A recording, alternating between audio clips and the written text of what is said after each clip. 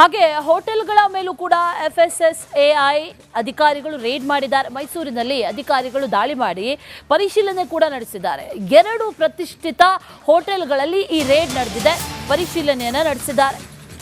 Grand ಮರ್ಕ್ಯೂರ್ hotel ಹಾಗೆ Q star hotel ಅನ್ನುವಂಥ ಐಷಾರಾಮಿ ಹೋಟೆಲ್ಗಳು.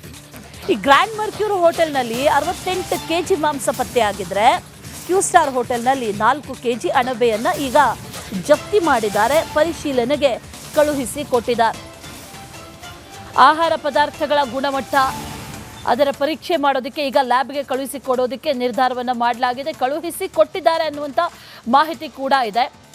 ಹೋಟೆಲ್ಗಳ ಮೇಲೆ 2 ಐಷಾರಾಮಿ ಹೋಟೆಲ್ಗಳ ಮೇಲೆ ರೈಡ್ ಮಾಡಲಾಗಿರೋದು. 2 ಪ್ರತಿಷ್ಠಿತ ಹೋಟೆಲ್ಗಳಲ್ಲಿ ಪರಿಶೀಲನೆಯನ್ನು ಕೂಡ ನಡೆಸಿದ್ದಾರೆ.